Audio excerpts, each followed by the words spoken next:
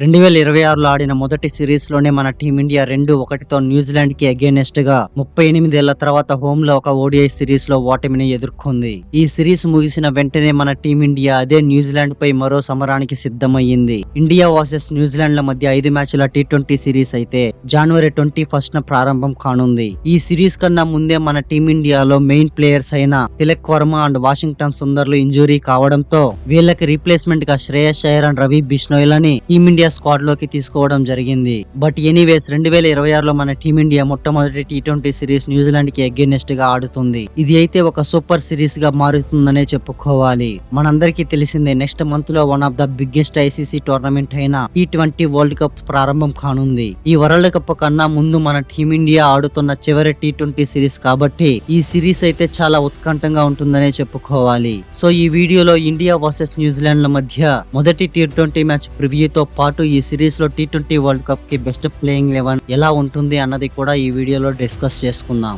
ముందుగా మనమైతే మాట్లాడుకోవాల్సింది Shreyas Iyer T20 squad లోకి రావడం అనేది చాలా గుడ్ సెన్స్ అని చెప్పుకోవచ్చు.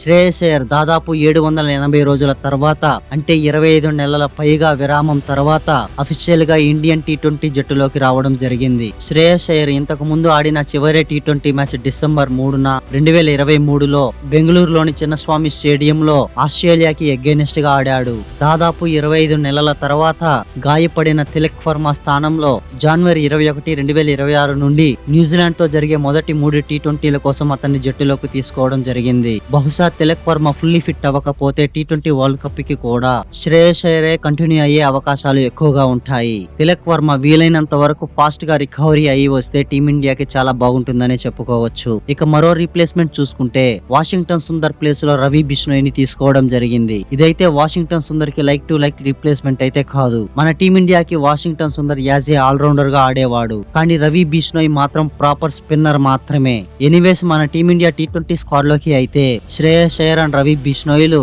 ఇద్దరు కూడా కంబ్యాక్ ఇస్తున్నారని చెప్పుకోవాలి. ఇక ఇండియా వర్సెస్ న్యూజిలాండ్ ల మధ్య మొదటి టీ20 మ్యాచ్ విషయానికి వస్తే జామ్తాలోని VCA స్టేడియం లో మొదటి టీ20 మ్యాచ్ జరగబోతోంది. ముందుగా ఈ స్టేడియం యొక్క పిచ్ రిపోర్ట్ చూసుకున్నట్లయితే ఈ వేదికలో డిసెంబర్ 2009 నుండి టీ20 ఫార్మాట్ లో చాలా మ్యాచ్లకు ఆధిక్యం ఇచ్చింది. వాటిలో మన టీమిండియాకు చెందిన ఆటలు కూడా ఉన్నాయి. ఇక్కడ చివరగా ఆడిన టీ20 2022లో ఇండియా మరియు ఆస్ట్రేలియాల మధ్య జరిగింది. ఈ మ్యాచ్ లో మన టీమిండియా 6 వికెట్ల తేడాతో గెలిచింది. ఈ స్టేడియంలో ఇండియా ఆడిన 5 మ్యాచ్ల్లో 3 మ్యాచ్లు గెలిచింది. సాధారణంగా ఈ పిచ్ అయితే నాగ్పూర్ లో పరిస్థితులు సాంప్రదాయకంగా సమతుల్యంగా ఉన్నాయి, కానీ పిచ్ మాత్రం బౌన్స్ ను అందిస్తుంది. ఇటీవల కాలంలో స్పిన్నర్లకు సహాయం కల్పిస్తుంది. ఒక్క మాటలో చెప్పాలంటే ఈ పిచ్ అనేది ఆల్మోస్ట్ ఎక్కువగా బౌలర్లకి సహాయపడే అవకాశం ఎక్కువగా ఉంటుంది. ఈ స్టేడియంలో ఇప్పటి వరకు 10 మ్యాచ్లు జరిగితే మొదట బ్యాటింగ్ చేసిన టీం 9 మ్యాచ్లు, రెండవ బ్యాటింగ్ చేసిన టీం కేవలం ఒకే మ్యాచ్ మాత్రమే గెలిచింది.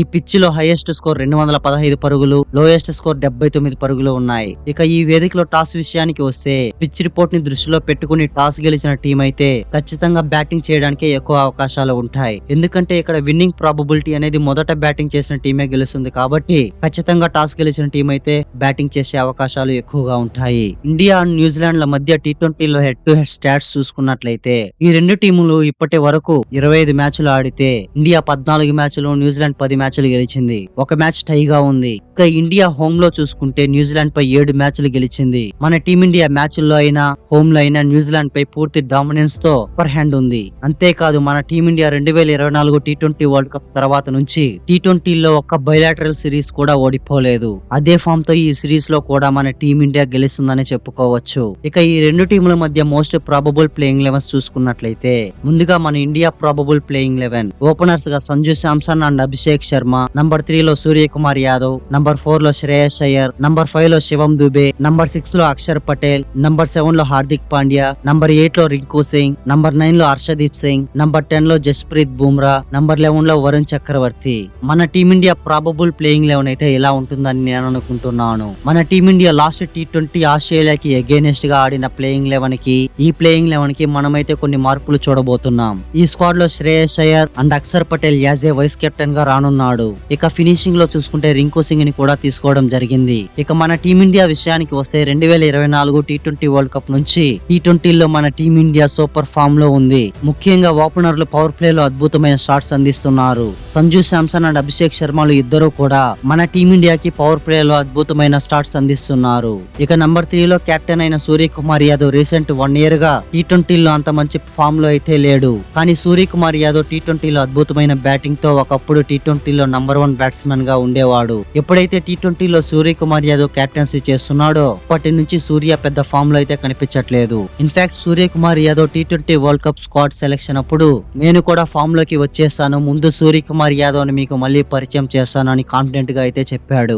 మన టీమిండియా కెప్టెన్ ఫామ్ లోకి వస్తే ఇక మన టీమిండియాని ఆపడం ఎవరి తరం కాదు. శ్రేయస్ అయ్యర్ దాదాపు 780 రోజుల తర్వాత ఆడుతున్నాడు కాబట్టి శ్రేయస్ అయ్యర్ అయితే ఒక మంచి కంబ్యాక్ ఇవ్వాల్సిన అవసరం ఉంది. బట్ శ్రేయస్ అయ్యర్ ఐపీఎల్ లో ఎలాంటి ఊచకోత చేశాడో మనందరికీ తెలిసిందే. శివం దుబే అండ్ అక్షర్ పటేల్ చాలా మంచిగా మిడిల్ ఓవర్స్ లో అండ్ ఫినిషింగ్ లో కూడా రాణించగలరు. ముఖ్యంగా శివం దుబే స్పిన్నర్లపై ఎలాంటి బ్యాటింగ్ చేస్తాడో మనం అందరం చూసాం. సో ఈ సిరీస్ లో కూడా శివం దుబేకి అండ్ న్యూజిలాండ్ స్పిన్నర్లకి ఒక మంచి కాంటెస్ట్ అయితే ఉంటుందనే చెప్పుకోవాలి. ఇక పవర్ హిట్టింగ్ లోకి వస్తే హార్దిక్ పాండ్యా అండ్ రింకు సింగ్ ఈ ఇద్దరు కూడా ప్రాపర్ ఫినిషింగ్ చేయగలడు. టీమిండియా కష్ట పరిస్థితిలో ఉన్నప్పుడు అక్కడ ఒక సాలిడ్ ఇన్నింగ్స్ తో ముందుకు తీసుకెళ్లే క్యాపబిలిటీ ఇద్దరు ప్లేయర్ ది. సో ఫినిషింగ్ లో అయితే మన టీమిండియాకి ఒక డిస్ట్రక్టివ్ కాంబినేషన్ ఉందనే చెప్పుకోవచ్చు. ఇక బౌలింగ్ లో మన టీమిండియా ఎప్పుడు మెరుగ్గానే ఉంటుంది. ఇన్ఫాక్ట్ హర్షదీప్ సింగ్ అండ్ జస్ప్రీత్ బుమ్రా ఇద్దరు కూడా కలిసి ఆడిన మ్యాచ్ల్లో కేవలం ఒక్క మ్యాచ్ మాత్రమే ఓడిపోయింది మన టీమిండియా. సో ఈ ఇద్దరి కాంబినేషన్ పేస్ బౌలింగ్ లో మన టీమిండియాకి గుడ్ సైన్స్ అనే చెప్పుకోవచ్చు. వరుణ్ చక్రవర్తి T20లో నంబర్ 1 బౌలర్. తన మిస్టరీ స్పిన్ తో బ్యాటర్ ని రఫ్ ఆడించగలడు. ఇక మన టీమిండియాకి బౌలింగ్ ఆప్షన్ లో శివం దుబే, హార్దిక్ పాండ్యా అండ్ అక్షర్ పటేల్ కూడా ఉన్నారు కాబట్టి T20లో మన టీమిండియా చాలా స్ట్రాంగ్ బౌలింగ్ యూనిట్ ని కలిగి ఉంది. ఇక మన అపోనెంట్ అయిన న్యూజిలాండ్ ప్రాబబుల్ ప్లేయింగ్ 11 చూసుకున్నట్లయితే ఓపెనర్స్ గా Devon Conway, Rachin Ravindra, number 3 లో డారెల్ మిచెల్, నంబర్ 4 లో మార్క్ చాప్మ్యాన్, నంబర్ 5 లో గ్లెన్ ఫిలిప్స్, నంబర్ 6 లో జకారి ఫోక్స్, నంబర్ 7 లో జేమ్స్ నీషమ్, నంబర్ 8 లో మిచెల్ శాంట్నర్, నంబర్ 9 లో కేఎల్ జెమిసన్, నంబర్ 10 లో ఇష్ సోది, నంబర్ 11 లో జాకోబ్ డఫీ. న్యూజిలాండ్ ఏదైతే మన టీమిండియాతో ఓడిఐ సిరీస్ లో ఆడిందో ఆ స్క్వాడ్ తోనే మరికొన్ని మార్పులతో T20కి బరిలోకి దిగనుంది. ఇన్ఫాక్ట్ న్యూజిలాండ్ చూసుకుంటే completely destructive batting and bowling ని కలిగి ఉంది. ఈ రెండు టీముల మధ్య బ్యాటింగ్ లో కీ ప్లేయర్స్ ని చూసుకున్నట్లయితే Abhishek Sharma and Hardik పాండ్యాలు Indian batting lineup లో కీ ప్లేయర్స్ అనే చెప్పుకోవాలి. అభిషేక్ శర్మ పవర్ ప్లే లో ఓచకోత సృష్టిస్తే హార్దిక్ పాండ్యా మిడిల్ ఓవర్స్ లో అండ్ ఫినిషింగ్ లో విధ్వంసం చేస్తాడు. Glenn Phillips and Daryl Mitchell New Zealand batting lineup లో కీ ప్లేయర్స్ అని చెప్పుకోవచ్చు. ఈ ఇద్దరు కూడా సూపర్ ఫామ్ లో ఉన్నారు అండ్ పవర్ హిట్టింగ్ తో అదరగొట్టగలరు. సో అందుకని న్యూజిలాండ్ తరపున ఈ ఇద్దరు కీ ప్లేయర్స్ అనే చెప్పుకోవచ్చు. ఇక ఈ రెండు టీముల్లో బౌలింగ్ లో ఏ ప్లేయర్ కీ రోల్ ని ప్లే చేస్తారో కామెంట్ చేసి చెప్పండి. ఎనీవేస్ మన టీమిండియా న్యూజిలాండ్ పై ఓడిఐ సిరీస్ ఎలాగో ఓడిపోయింది. T20 సిరీస్ లో విజయం దక్కించుకుని ప్రతీకారం తీర్చుకుంటారా లేదా కామెంట్ చేసి ముందు రాబోతున్న T20 వరల్డ్ కప్ లో మరెన్నో వీడియోల కోసం వెంటనే మన ఛానల్ ని సబ్స్క్రైబ్ చేసుకోండి. నేను పెట్టే ప్రతి వీడియో మీకు నోటిఫికేషన్ ద్వారా రావాలంటే పక్కనే ఉన్న గంటని గట్టిగా కొట్టండి. కానీ ఫోన్ స్క్రీన్ మాత్రం పగిలిపోకుండా చూసుకోండి. Thanks for watching the video.